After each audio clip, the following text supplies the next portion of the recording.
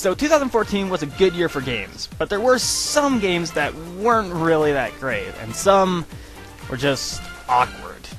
So let's commend all the games of this year that were probably the best. Okay, so a little warning, most of the games on this list is Nintendo. Because, let's face it, Nintendo pretty much won this year. Especially from E3, holy crap. So, let's get started. Also, before I start, no remakes. That means no Rayman Legends and no Grand Theft Auto. Let's just go. If you thought the original Plants vs. Zombies was chaotic, well, Plants vs. Zombies Garden Warfare is just strange, but pretty unique. It's one of those third-person shooters that makes you wonder what the frick you're on, and I like that. You got your cactus, your pea shooters, your zombie guy things. I don't know, I didn't play a lot of it, but it's very fun, and I really enjoy a little unique atmosphere they gave this one. Also, if you think that shit Esther Cheetah couldn't be in this game, yeah, best thing ever. So I'm putting a horror game on this list. Interesting. Five Nights at Freddy's has a very neat concept where animatronics are trying to locate you and put you in an animatronic suit because apparently they think you're an exoskeleton, which apparently it looked like a human, but animatronics are just stupid. It's kind of it pretty much adds a lot of paranoia to this game, where you want to know where they are, but it's kind of hard to find them, and when they're near you, you're gonna. Oh boy. Hey, I never said anything about remakes. Pokemon Omega Ruby and Alpha Sapphire are one of the greatest remakes that Game Freak has ever done. Sure, Fire Red's alright, and Heart Gold is but the fact that they remade one of my all-time favorite regions, I just can't help but love it. I never really played the actual game, but I did play the demo. Oh, and the fact that this is pretty much Ruby and Sapphire with a few minor tweaks, I gotta say, I'm gonna say it's gonna be one of the greatest. However, that's why this game is fairly low on the list. Yeah. Back in the day, Rare was the pinnacle of Donkey Kong games. But now that they were bought by Microsoft, they turned that to Retro Studios, which was Donkey Kong Country Returns. Wasn't really the greatest game that we hoped for. And then this year came along with Donkey Kong Country Tropical Freeze. A lot of people are excited for this game, and I think people had their eyes wondering if this was going to be a great game. And when the game came out, it was. Donkey Kong Country is pretty much like Donkey Kong Country Returns, but it's also like its first predecessors, and I really like that.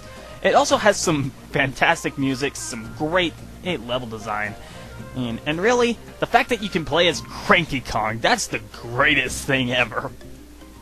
I might be the only one that, aren't I? Alright, I see how it is. You know, we play the original Donkey Kong, and then we play as the original Donkey Kong. Fine.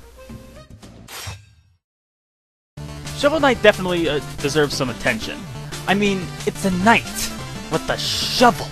And I'm glad that this year was pretty much the best year for indie games. I really love the indie scene, and when I got this game, holy crap, this game was pretty good.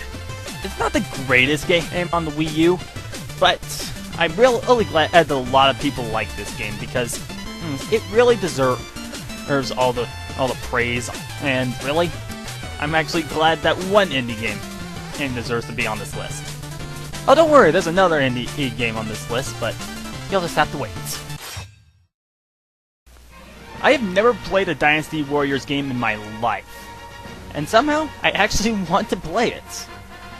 Well, then again, this does have Legend of Zelda themes, so maybe not.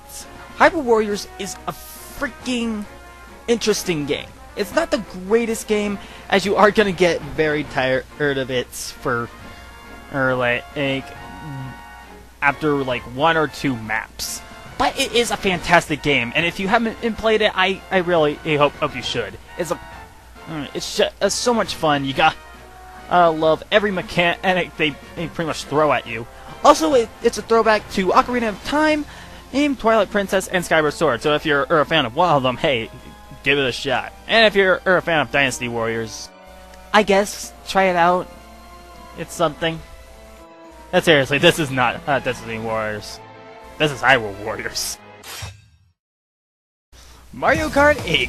Everyone loves the Mario Kart series, and the latest entry to it is probably one of the strongest. Not only does it give us some wacky anti-gravity stuff, but it also get some stuff from Mario Kart Wii, Mario Kart 7, and it gave us a nice little remix to the 64 Rainbow Road. Every track is just amazing, and I love every character. But why did they get rid of Bowser Jr. and Diddy Kong? Just saying. Yeah, I'm a big fan of Shantae, but really, this game is pretty much the same game as the other 2 Shantae games, but it just gives us so much more. You give us some pistol action, you get some kind of dash move. The game just looks gorgeous, and really, it's Shantae. You can't help but love it. Well, there are 2 games on this list that I actually will go over Shantae and the Pirate's Curse. Okay, let's just get to this. Who seriously needs to be subtle these games? Bayonetta 2 just got everyone confused. A lot of people really didn't think Bayonetta would be on a Nintendo console, and the fact that a sequel to a game that a lot of people really love, that really got a lot of people turning the other way. However, a lot of people really love this game, and I actually got a chance to play the demo. This game is amazing. I love beat 'em ups, and the fact that this is so fast-paced, I don't see why a lot of other people wouldn't like this game. It's a fun game, and if you haven't played it, get the demo. It is very fun, and if you like the demo, well, probably consider actually getting the game. I'm actually gonna get it when I get the money. Captain Toad. Who knew a Toad would get his own game, and you guys actually thought this was going to be in the #1 slot. Oh, you fools. No doubt I am talking about Super Smash Bros. This game is just amazing. If you get yourself time and to just take a break from it, you will have fun with it, no matter how many times you play it. You never get bored with it. There's always something you can do. There is the multiplayer experience, but that doesn't really get much of that fun you really want. There's classic mode, all-star mode, just battling things, 8-player Smash. Gosh, I don't know how many times I had so much fun just seeing 8 CPUs fight it to the death, and having 99 stock. Yeah, that's probably overkill.